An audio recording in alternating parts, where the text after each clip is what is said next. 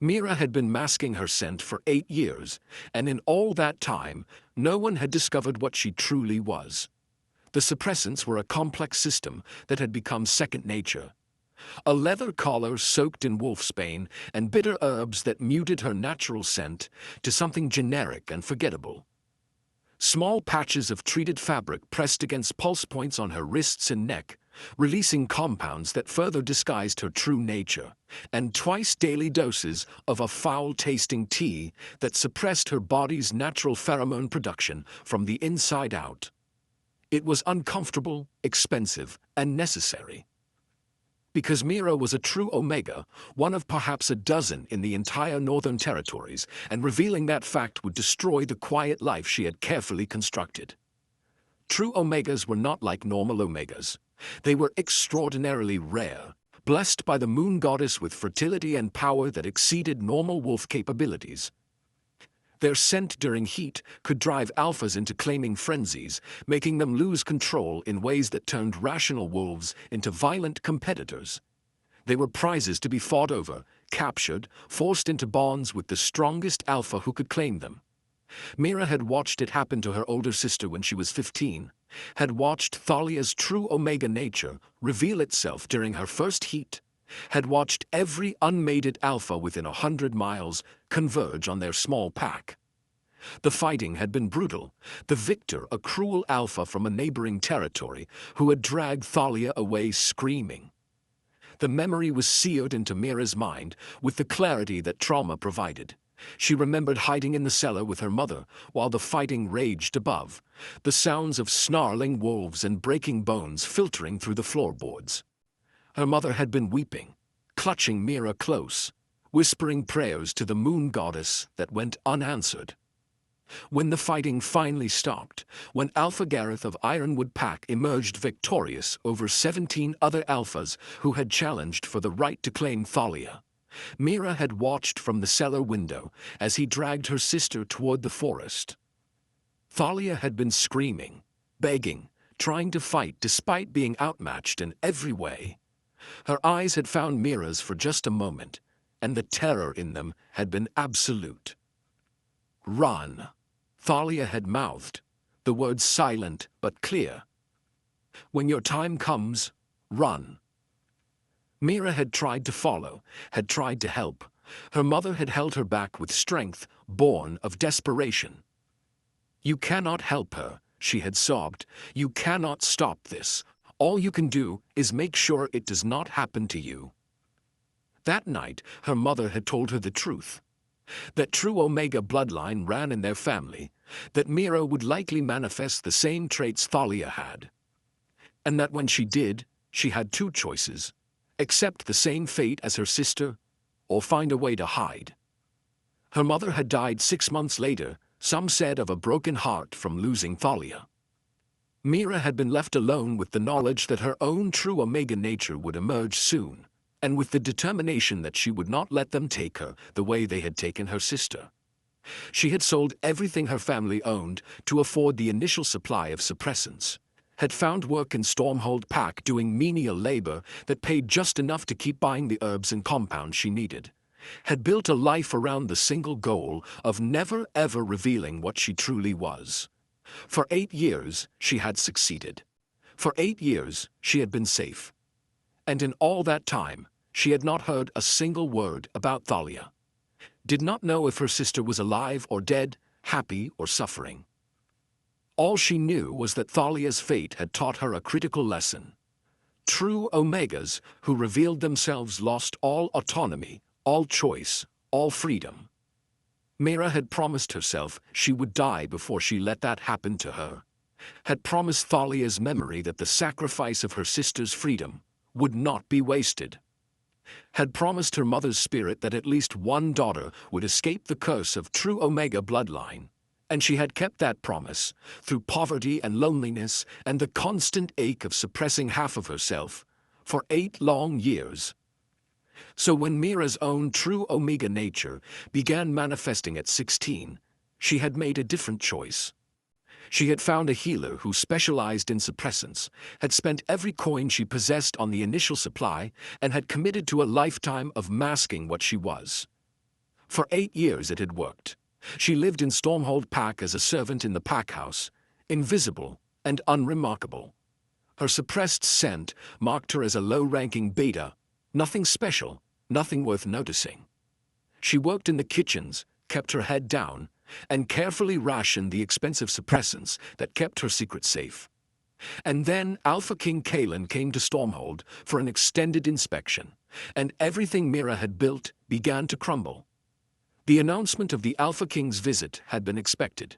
Kalin made regular tours of the packs under his authority, ensuring they were well governed and following the laws he enforced. What was unexpected was the length of his planned stay. Most inspections lasted a few days. This one was scheduled for 3 weeks. 3 weeks of the most powerful Alpha in the Northern Territories residing in the pack house where Meera worked. 3 weeks of proximity to someone whose senses were sharper than any normal wolf's, whose ability to read people was legendary, whose very presence made every wolf instinctively show their true nature. Meera considered running, but that would draw more attention than staying. She simply had to be careful, maintain her suppressants religiously, and avoid any situation that might put her in direct contact with the Alpha King. That plan lasted exactly 2 days. Meera was bringing tea to the council room, where Alpha Marcus was meeting with Kalin, when she stumbled on the threshold, the tray tilting dangerously. She caught it before the cups fell, but not before several drops of hot tea splashed onto her wrist, directly onto one of her suppression patches. The wet fabric began to dissolve immediately, the treated compounds breaking down under the heat and moisture. Meera felt the change as her natural scent began to leak through, subtle but present. She set down the tray with shaking hands and backed out of the room as quickly as possible without running. She made it halfway down the hall before a voice stopped her cold. "You, stop." Meera froze. Alpha King Kalin stood in the doorway of the council room, his pale green eyes locked on her with an intensity that made her want to bolt. He was tall and powerfully built, with dark blonde hair pulled back from a face that was all sharp angles and authority. Everything about him radiated dominance and power in ways that made even looking at him feel like a challenge. "Come here," he commanded, and the alpha authority in his voice made obedience reflexive. Meera approached slowly, her heart hammering. The wet patch on her wrist was still leaking her real scent, and she could see Kalin's nostrils flare as he caught it. His expression shifted from mild curiosity to sharp focus. "What is your name?" he asked. "Meera, my lord." "And what are you, Meera?" His eyes traveled over her, noting the leather collar, the careful way she held her wrists. "What are you hiding under all those suppressants?" Meera's blood ran cold. "I do not know what you mean, my lord. I am just a servant." "You are lying." Kalin moved closer, and Meera had to force herself not to back away.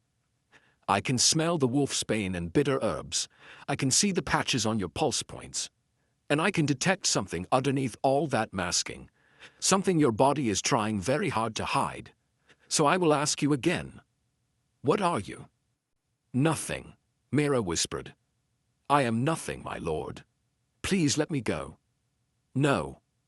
Kalin's hand shot out, faster than she could react, and gripped the leather collar around her neck. "If you will not tell me, I will find out myself." He pulled, and the collar came away with a snap of breaking leather. Meera gasped as her natural scent began to emerge, no longer muted by the wolf's bane-soaked band. She tried to cover her wrists, to protect the remaining patches, but Kalin caught her hands and examined them with clinical precision. "Suppressants," he said, his voice hard. "Expensive ones, the kind used for serious scent masking, not just hygiene or preference. Why, Meera? What could possibly be worth this much effort and expense to hide?" He pulled the patches from her wrists before she could stop him, the treated fabric coming away to leave her pulse points exposed. And with nothing left to suppress it, with the tea having destroyed the last barrier, Meera's true scent flooded the hallway. It was sweet and overwhelming, carrying notes of honey and wildflowers and something indefinably arousing that marked it as distinctly Omega. But more than that, it carried power. The kind of scent that made alphas take notice, made them want to claim and possess and compete. It was the scent of a true Omega, undisguised and unmistakable. Kalin went very still. His pupils dilated, his breathing deepened, and Meera saw him fight for control as his alpha nature responded to what every instinct told him was his to claim. Behind him, Alpha Marcus had emerged from the council room, and she could see other wolves in the hallway stopping and turning, drawn by the scent that proclaimed her nature to anyone with the senses to recognize it. "True Omega," Kalin said, his voice rough. "You are a true Omega. How long have you been hiding this?" 8 years, Meera said, because there was no point in lying now. "Since I was 16. Since I watched my sister claimed by an alpha who cared nothing for her consent. I masked my scent, and I have lived quietly, and I have hurt no one. Please, my lord, just let me go. Let me gather my things and leave. I will go somewhere far away where no one knows me." "You are not going anywhere." Kalin's grip on her wrist tightened, not painfully, but firmly. "Do you have any idea how rare true Omegas are? How valuable? You cannot simply wander off to live alone. You would be found, claimed, possibly hurt by whoever got to you first." "Then what do you want from me?" Meera demanded, fear making her bold. "You have discovered my secret. You have destroyed my suppressants. What more is there? Are you going to claim me yourself? Call every unmated alpha in the territory to fight over me? Put me in a cage and breed me like livestock?" "I am going to do none of those things," Kalin said, though his voice held an edge that suggested control was costing him. "But I am going to insist you stop hiding. You have been suppressing your wolf along with your scent, have you not? Forcing yourself to remain in one form, never allowing your true nature to surface." Meera did not answer, which was answer enough. "That is dangerous," Kalin said. "Shifters are meant to access both forms regularly. Suppressing one half of yourself for 8 years has likely done damage that you do not even recognize. You need to shift, Meera. You need to let your wolf free." "No," Meera said immediately. "If I shift now, every alpha in this building will know exactly what I am. They will feel it, will respond to it. I will not make myself even more vulnerable than I already am." "You are already vulnerable," Kalin pointed out. "Your scent is flooding this entire wing of the pack house. Every wolf with working senses knows what you are now. Refusing to shift will not change that. It will only continue to damage your wolf." He pulled her toward the courtyard, his grip unbreakable, his authority absolute. Meera tried to resist, but his alpha command was overwhelming, making her body obey, even when her mind screamed to fight. They emerged into the open courtyard where several pack members were training. All activity stopped as Meera's scent washed over them, unmistakable and overwhelming. She saw male wolves turn, their eyes tracking her, their posture shifting to something more predatory. "Everyone out," Kalin commanded, his voice carrying the kind of authority that made even high-ranking wolves obey instantly. "Now, clear the courtyard and give us privacy." The pack members fled, though Meera could see them gathering at the edges, unable to completely resist the pull of a true Omega's scent. Kalin positioned himself between Meera and the watching wolves, his body language making it clear that anyone who approached would answer to him. "Shift," he said to Meera. "Now. That is not a request. That is an alpha command." "Please," Meera whispered. "Please do not make me do this. My wolf has been suppressed for 8 years. I do not know what will happen when I let her out. I do not know if I can control her after so long." "Then I will help you control her," Kalin said. "But Meera, this ends now. No more suppressants. No more hiding. You shift, and we deal with whatever comes next, together." The alpha command was irresistible, Meera felt her wolf surging forward after years of forced dormancy, felt the shift beginning whether she wanted it or not. 8 years of suppression meant the transformation was agonizing, her body struggling to remember how to change, her wolf fighting free with desperate strength. When the shift completed, when Meera stood in the courtyard in her true wolf form for the first time since she was 16, she heard the collective gasp from the watching pack members. Her wolf was smaller than an alpha's, but larger than a normal omega's, with fur that was a striking silver white that seemed to glow in the afternoon sun.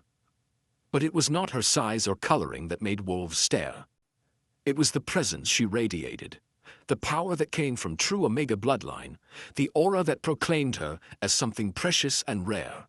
And the moment Kalin looked at her, the moment their eyes met with her finally, in her true form and her real scent undisguised, the mate bond snapped into place with a force that made them both stagger. Meera felt it in her wolf form, felt the recognition of destiny declaring itself. This alpha, this king who had torn away her suppressants and forced her to reveal herself, was her mate.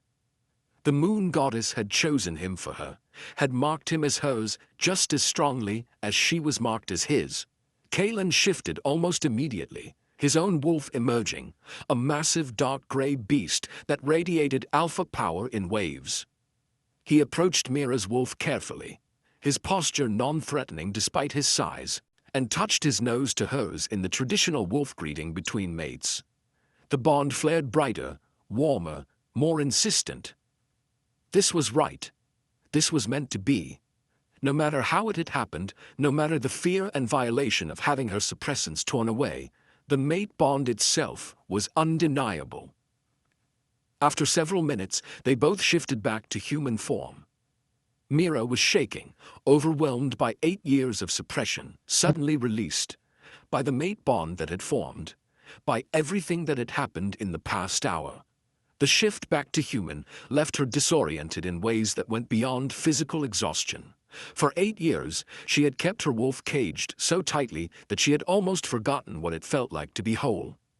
Now, with the suppressants gone and her wolf finally free, she could feel the damage she had done to herself. The constant ache in her bones that she had attributed to hard labor was actually from forcing her body to remain in only one form. The persistent fatigue she had blamed on poor nutrition was from her wolf slowly dying from lack of release. The nightmares that plagued her sleep were her wolf's desperate attempts to surface. She had been killing herself slowly, and she had not even fully realized it until this moment when she could finally feel what wholeness was supposed to feel like. The realization brought a wave of grief so intense that Meera's knees buckled. She would have fallen if Kalin had not caught her, his arms supporting her weight as she sagged against him. 8 years, she whispered, the words barely audible. I suppressed my wolf for 8 years. I thought I was saving myself. I thought I was staying safe. But I was just dying slowly. You were surviving, Kalin said firmly, wrapping his cloak around her with careful gentleness.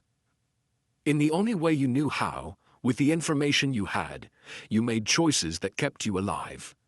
That is not weakness, Meera. That is strength. It does not feel like strength, Meera said, tears streaming down her face. It feels like I wasted 8 years being afraid. 8 years I can never get back. 8 years where I could have been whole but chose to be broken instead. You chose to be safe, Kalin corrected. And given what happened to your sister, given what you witnessed, that was a rational choice. But Meera, you are safe now. You do not have to suppress yourself anymore. Your wolf is free, and she will heal. You will heal. Meera wanted to believe him, wanted to accept that freedom was possible, that she would not face the same fate as Thalia. But 8 years of fear did not disappear simply because someone promised protection. Every alpha in Stormhold knows what I am now, she said, pulling the cloak tighter around herself. Every unmated male who caught my scent is calculating whether they can challenge you for me. How is that safety? How is that freedom? Because I am not just any alpha, Kalin said, his voice hardening with authority. I am the Alpha King. My word is law across 8 territories. My power is absolute. Any wolf who challenges my claim on you does not just face me in combat. They face exile, death, and the wrath of every pack loyal to me. That is not an empty threat, Meera. That is reality. He turned her to face him, his pale green eyes intense. I know you have no reason to trust me. I know I violated your consent when I removed your suppressants. But I need you to understand something. The moment I felt the mate bond, the moment I recognized what you were, every instinct I possess demanded I claim you immediately. My alpha nature, my wolf, every part of me screamed to mark you as mine before any other alpha could challenge for you. But you did not, Meera said, realizing it was true. He had forced her to shift, had exposed her scent. But he had not bitten her, had not marked her, had not claimed her, in the way that would have sealed a bond she had not consented to. No, Kalin confirmed. Because unlike the alpha who took your sister, unlike every other alpha who has treated true omegas as prizes rather than people, I understand that a mate bond means nothing if it is forced. So yes, I removed your suppressants. Yes, I made you shift. But I will not claim you, will not mark you, will not seal the bond until you choose to accept me. That choice is yours, Meera. It will always be yours. And now what? Meera demanded. Now every alpha in Stormhold knows what I am. Every unmated male will challenge you for me. I will spend the rest of my life as a prize to be fought over. No, Kalin said, his voice carrying absolute authority. You will spend the rest of your life as my mate, as my Luna, protected by my authority as Alpha King. Anyone who challenges my claim on you will answer to me. Anyone who threatens you will die. You are mine now, Meera. Not because I forced it, not because I claimed you without consent, but because the moon goddess chose us for each other. And I will spend my life proving I am worthy of that choice. Over the following weeks, as word spread that the Alpha King had found his true Omega mate, Meera learned what it meant to be protected by absolute power. Challenges did come, as she had predicted. Unmated alphas who thought they could take what Kalin had claimed, ambitious wolves who saw a true Omega as the ultimate prize. Kalin crushed every challenge with brutal efficiency. He made it clear that Meera was not available, not negotiable, not up for debate. She was his mate, chosen by the moon goddess, and anyone who disagreed could take it up with him in a fight they would not survive. The first challenge came from within Stormhold itself. A warrior named Darius, who had caught Meera's scent and decided that the Alpha King's claim could be contested. He issued the challenge publicly in front of the entire pack, confident that his strength and skill would be enough. The fight lasted less than 3 minutes. Kalin did not just defeat Darius, he destroyed him, breaking bones and pride with clinical precision, making it clear that challenging for his mate was not just foolish but suicidal. When Darius yielded, bleeding and broken, Kalin stood over him and addressed the watching pack. Let this be a lesson to anyone else considering a challenge. Meera is mine by right of mate bond, blessed by the moon goddess herself. I will not be merciful to the next wolf who questions that claim. I will not be quick, and I will not leave them alive to challenge again. No one in Stormhold challenged after that, but word spread to neighboring packs, and ambitious alphas from other territories began arriving, each believing they had a chance despite Kalin's warnings. Kalin defeated 7 more challenges over the next 2 weeks. Some he fought in wolf form, some in human form, all with the same ruthless efficiency. By the end of the 2nd week, the challenges stopped coming. The message had been received. The Alpha King's true Omega mate was untouchable, but Kalin also gave Meera freedom in ways that surprised her. He gave her rooms in his residence that were hers alone, with doors that locked from the inside, with space that was completely under her control. He gave her autonomy over her own schedule, her own activities, her own choices about who she spent time with and when. And when she mentioned hesitantly that she had not heard from her sister Thalia in 8 years, that she did not know if she was alive or dead, Kalin immediately deployed his network of contacts to find answers. Thalia, he said 3 weeks later, entering Meera's private sitting room with a carefully neutral expression that told her the news was not good. I found information about your sister. Meera's heart clenched. Is she alive? Yes, Kalin said, and Meera felt relief so intense it made her dizzy. She is alive. But Meera, her situation is not good. Alpha Gareth kept her in Ironwood Pack for 6 years. He did not treat her well. Multiple pack members reported abuse, forced pregnancies, complete control over every aspect of her life. Where is she now? Meera demanded, already standing. I need to see her. I need to help her. 2 years ago she managed to escape, Kalin continued. She ran during a supply trip, disappeared into rogue territory. Gareth tracked her for months, but never found her. Most assume she died in the wilderness, but I found rumors of a true Omega living alone in the northern wastes, avoiding all pack contact. He pulled out a map, marking a location with his finger. This is where the rumors place her. Remote, dangerous territory that most wolves avoid. But if you want to look for her, if you want to try to find her, I will take you there. We will search together. Meera stared at him, at this Alpha King who had torn away her suppressants and forced her to reveal herself, but who was now offering to help her search for the sister she thought she had lost forever. Why? She whispered. Why would you do that for me? Because you are my mate, Kalin said simply. Because your pain is my pain. Because if there is any chance your sister is alive and can be helped, then helping her helps you. And Meera, there is nothing I would not do to ease your suffering. They left for the northern wastes a week later, accompanied by a small group of Kalin's most trusted warriors. The journey took 8 days through increasingly harsh terrain, following rumors and scattered reports of a silver-haired woman who avoided all contact with other wolves. They found Thalia living in a cave system, half-starved and wild-eyed, her true Omega scent suppressed through sheer force of will rather than compounds. When she saw Meera approaching, when she recognized her baby sister after 8 years, Thalia collapsed weeping. You ran, Thalia said when she could speak, clutching Meera's hands. You listened. You ran and you hid, and you did not let them take you. I did, Meera confirmed, tears streaming down her face.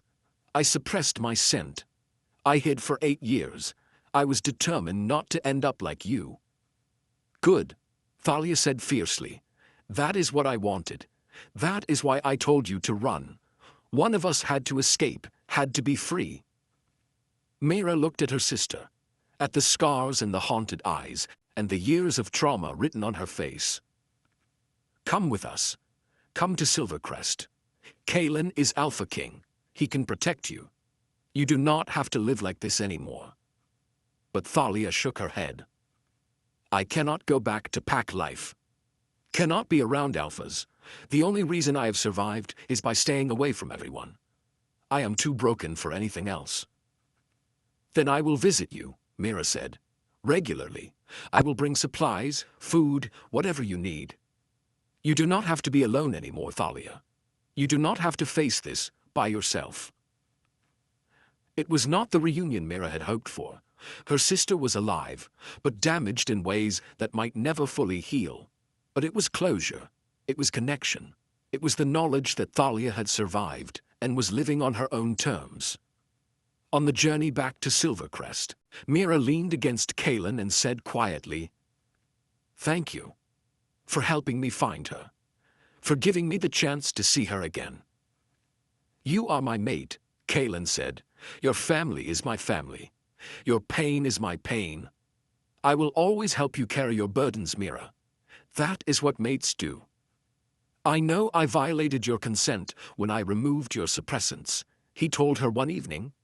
I knew you did not want them removed, and I did it anyway because I believed they were harming you. That was my decision to make, not yours, and I understand if you resent me for it. I do resent you for it, Meera said honestly, You took away my choice, took away my protection, exposed me against my will. That is not something I can simply forgive because the mate bond says we are meant to be together. I know, Kalin said, and I am not asking you to forgive me. I am asking you to give me a chance to prove I am different from what you fear. To show you that being a true Omega with your mate does not mean losing yourself or your freedom. That I will protect you without controlling you, value you without possessing you. And if I decide I do not want the bond, Meera asked, if I decide that what you did was unforgivable, and I want nothing to do with you, then I will respect that decision, Kalin said, though the words clearly pained him. I will ensure you remain protected. Will make it clear to every alpha that you are off limits, regardless of whether you accept me as your mate. But Meera, I hope you will give me a chance. Give the bond a chance. Give yourself a chance to see what your life could be without fear. Meera wanted to refuse, wanted to hold on to her anger and resentment as armor against the vulnerability the mate bond represented. But she could not deny that in the weeks since her suppressants had been removed, since her wolf had been freed, she felt more whole than she had in 8 years. She was no longer slowly dying from suppression, no longer spending every coin on suppressants, every moment worrying that her secret would be discovered, no longer living half a life in constant fear. And Kalin had been true to his word. He protected her fiercely, but gave her freedom. He made it clear she was his mate, but did not demand she act like one until she was ready. He was patient and careful, and nothing like the possessive, controlling alpha she had feared he would be. 3 months after he had torn away her suppressants, Meera found Kalin in his private quarters and said simply, I accept the mate bond, not because you forced it, not because I have no other choice, but because I have watched you for 3 months, and you have proven you are different from what I feared. You are different from the alpha who claimed my sister. You are different from every male I was taught to fear. Kalin's smile was radiant with relief and joy. Thank you for giving me a chance, for trusting me, despite how this began. I will spend every day proving you made the right choice. When they sealed the mate bond fully, when they allowed the connection to complete, Meera felt the last of her walls crumble. This was what true mates were meant to feel like: partnership, respect, mutual protection. This was what her sister should have had, what every true Omega deserved. 6 months after Kalin had torn away her suppressants, Meera stood before the assembled packs as Alpha King Kalin's acknowledged true Omega mate and Luna. The formal ceremony was witnessed by representatives from every major pack, all coming to see the true Omega who had hidden for 8 years and the Alpha King who had freed her. There were those who questioned it, who muttered that a true Omega should have been claimed through traditional competition rather than mate bond. But Kalin made it clear that tradition could be damned.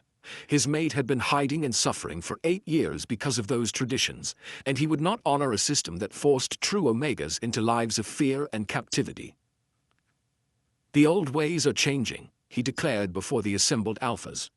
True Omegas are not prizes to be fought over.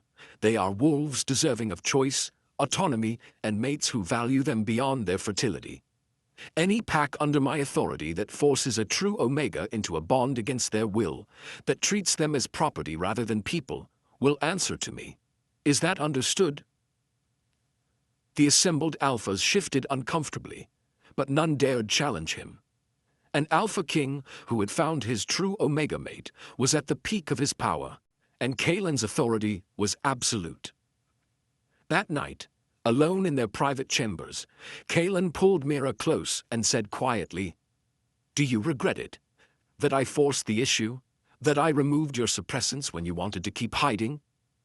Meera thought about it honestly, about the violation of having her choice taken away, about the terror of being exposed. "I regret that you did not ask," she said finally.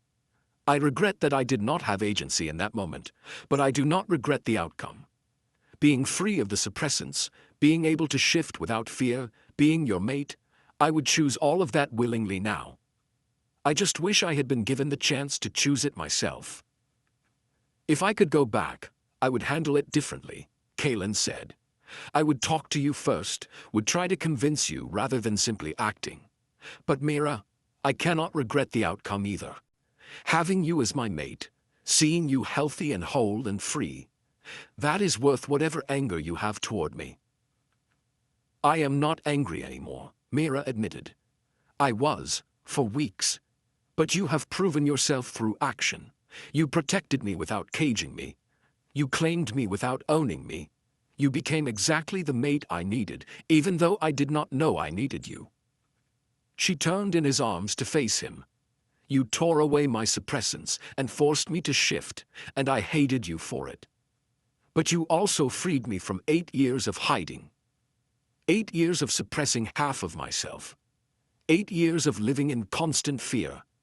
So I forgive you, Kalin. For taking my choice away. For exposing me against my will. I forgive you, because the result was freedom I had forgotten was possible. Kalin kissed her deeply, gratitude and love flowing through the mate bond between them. I do not deserve you, but I will spend every day trying to be worthy of you.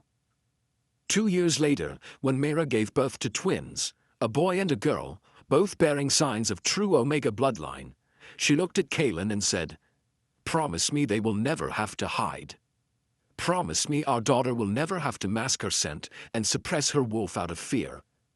Promise me the world will be different for them than it was for me and my sister." "I promise," Kalin said, holding his newborn children with reverent care. "The laws are already changing. True Omegas have protection now, have rights, have the ability to choose their own mates without being fought over. Our children will grow up free, Meera. That is my vow to you and to them." Meera believed him. Because in 2 years, he had proven himself again and again, had reformed laws regarding true Omegas, had protected those who came forward seeking asylum from forced bonds, had made it clear that the old ways of treating true Omegas as prizes were done. She had masked her scent for 8 years, living in fear and hiding. The Alpha King had torn away her suppressants and forced her to shift, exposing everything she had fought to keep hidden. And in doing so, he had freed her, had given her back the life she had lost, had proven that being a true Omega did not mean losing herself, but finding exactly who she was meant to be. It had not been gentle or kind or respectful of her consent in that moment. But the result had been transformation from fear to freedom. And Meera could not regret that, even if she would always remember the violation of having her suppressants torn away. Sometimes, freedom came through force. Sometimes the person who exposed your deepest secret was the one who understood it was killing you to keep it hidden. And sometimes the Alpha King who tore away your protection was actually providing you with something better, a mate who would protect you without requiring you to hide. What did you think of Meera's journey from hiding to freedom? Have you ever had someone force you to stop hiding something that was hurting you? Drop your thoughts in the comments. And if you loved this story of the true Omega who masked her scent for years, and the Alpha King who tore away her protection, hit subscribe and join our pack. New stories drop every week, celebrating wolves who hide their true nature, Alpha Kings who force revelations, and the complicated freedom that comes when someone refuses to let you keep killing yourself slowly. Remember, sometimes the person who violates your boundaries is actually saving your life, even if it does not feel like salvation in the moment. Did you want part 2? Let me know in the comments.